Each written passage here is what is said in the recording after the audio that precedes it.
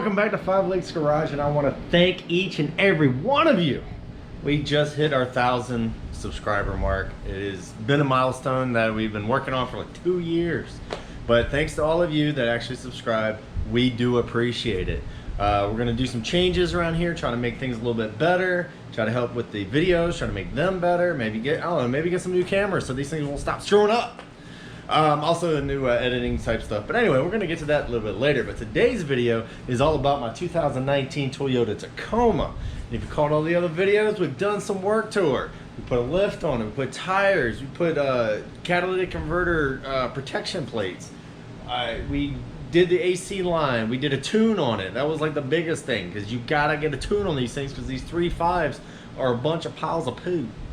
But you can make it better and actually make it usable. So what are we gonna actually do today? I have to say there's a lot of people online that really don't like rough country. Okay, we put a rough country 3.5-inch lift on this Tacoma, and I think it rides fine. The installation was fine. All the other stuff was fine. But we are running into some slight issues. Now, it could have been an installation problem on myself, or it could just be manufacturing, I don't know. But we're gonna fix it, because that's what we do here at Five Lakes Garage. Now, what's the problem? Well, take a listen.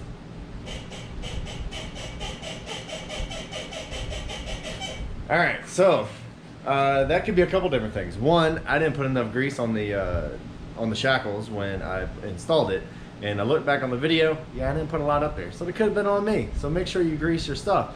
So all we're really gonna do today is actually just throw some quick grease on there and actually hopefully get rid of that squeak. Oh my gosh, I can't even roll down the windows. It's so bad. Now, it is mostly on the driver's side. And what I did was actually take some oil that's in a spray can and lubricated everything, and the squeak went away. But then it rained. Then it came back again because this is just oil. We want to take it one step further. So we're going to take some marine grease, and hopefully it does not wash off and get rid of that squeak. So I'm going to get this thing up in the air and show you exactly what we're going to do. Should be simple, should be easy. Stay tuned.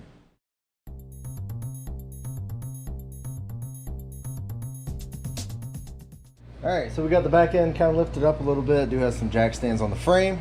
Always be careful. Chalk your front wheels. Don't want it to roll off on you and crush you. And then you die, and then you can't watch any of these videos. Come on now. Be safe. Alright, so we are on the driver's side over here, and this is what we're actually going to do. Alright, so you have a shackle right up here, and what we're going to do is actually get this bolt out, grease this inside. There's some rubber bushings. Grease those, take this out, grease those. Now you do have to drop the spare tire, and yes, that is a 285 75 16, and yes, it does fit underneath. There's another video on that, go check it out. But you do have to drop it a little bit to actually get this bolt out. So once I get this out, I'm going to take this bolt out, grease up both of them, put that back in. Now the other thing that I'm going to do is put a little bit of grease in here and all these little joints. Now they do have like these little, actually I don't know if it's rubber or whatever. It's supposed to stop the squeaks. I'm thinking it's this, which would be my bad. I should have done it right the first time. So I'm making this video so you guys do not make the same mistake. All right, let's get this thing out so we can get going. All right, so I got everything off. Wow, what a pain in the butt. I've already greased up the front one. Basically the same thing I'm gonna do to the back. And anyway, so I was able to take the shackle off, which is this guy. Kind of sits up here like so. And what am I actually going to do? I did notice that I did grease a little bit, but it looked like I missed the bottom one. That was stupid. Anyway, I'm going to load up some more grease in there, both sides, around the edge. Same thing on the bottom one. We're going to go ahead and grease everything up and hopefully get rid of the squeak. And then once I put it on to regular ride height, I should be able to get a little bit of gap in between these two leaves, and I can put some more grease in there just to make sure, because it has a puck thing here, puck there, and a puck there, not one right there. So that could be a squeaker area. I don't know. We're gonna find out. But anyway, grease it, put it all back together, and we should be good. And then I have one other project I want to get done before I let you. All right, got everything greased, front and rear. Just don't tighten everything down yet. Wait till it gets to ride height, just so it doesn't bind or anything like that. You should be okay, but let's just wait till you get it on its own weight. So don't forget, while you're under here, you already put a lift on. Make sure that everything is torqued down once again. Things do come loose, torque them down. I usually torque my lug nuts about 100 foot-pounds. The U-bolts, try to go to about 90 to 100. The eye bolts that I just loosened up, I'm going to put that about 89 to 90 foot-pounds for those. And then we should be good to go, at least with this part of the project. Then we got the other one to try to help out with a little bit of vibration issues. So anyway, I'm gonna go ahead and put this on its own weight so I can torque down all of the leaf springs, and we should be good to go in the rear. And hopefully no more squeaks, but we still got a vibration we gotta take care of, and we're gonna get to that here in a second. Maybe torque wrench.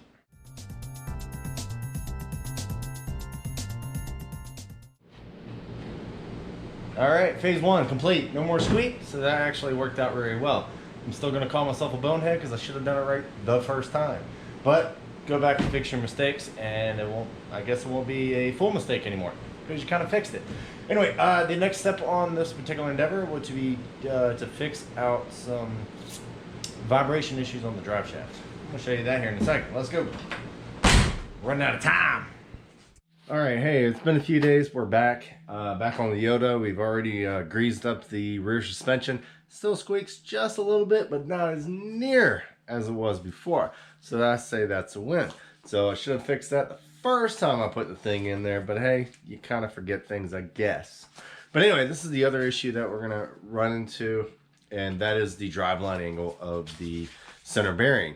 Now we did put a 3.5-inch lift up there, and it actually lowered the rear drive shaft, which doesn't give you very good angles. Now, according to Rough Country, because I talked to them, they said that the leaf springs automatically adjust your pinion angle on your rear end.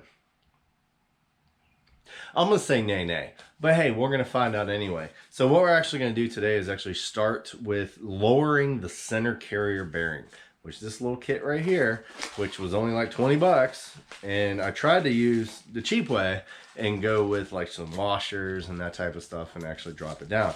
The problem that I ran into is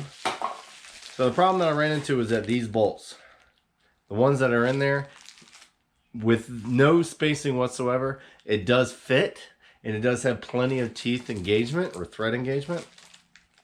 But as soon as you start putting spacers in there, you lose all that. So you need a longer bolt. And of course, this being Toyota, it's a fine thread. It's probably like a 14, I don't know what it is, but I didn't have any bolts to use it. So I went ahead and bought the kit. So let's crawl underneath, show you exactly what I'm talking about, and put these very simple little spacer kit in. As soon as I find my wrenches again. All right, we're underneath the truck now, and yes, I don't have a lift. But this is what we're talking about. Now I only put one little washer up there just to try to help it out a little bit. But like I said, I don't have a lot of thread engagement right on top. And if you look down here, it comes up and then it has a steep angle going down. We want to try to make that as straight as possible. So what we're going to do is actually take those spacers that I just bought, and put it right here. Take this out, put the spacer in, put the bolt in. That simple. Just don't forget all the lock washers and everything else that came with the kit.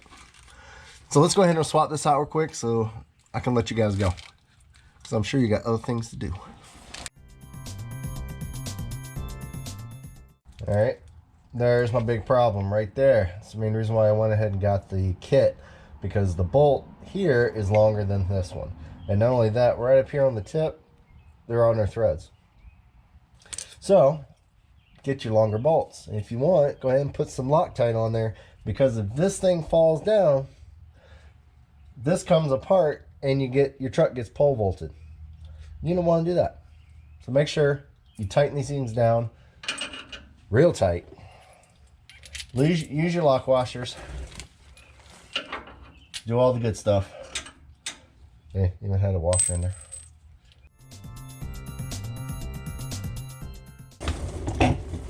All right. So if you're actually going to try to build one of these kits yourselves, make sure you get the right bolts. You can look it up, figure out exactly what you want. But the length of the bolt, so the length of the bolt that you're going to look for is approximately 1.86 inches. Seeing that it's a Toyota, you might need a metric, which will be 47 millimeter long bolt. So make sure you got that. Now, your spacer is roughly 10 millimeters thick, so 10 millimeters. And if you're looking for the inches, it would be 0.38 inches. So that's actually it's a nice piece of aluminum. Looks like billet almost. But anyway, so that's the size if you want to build it yourself. I bought a kit. It's not like me, but I did.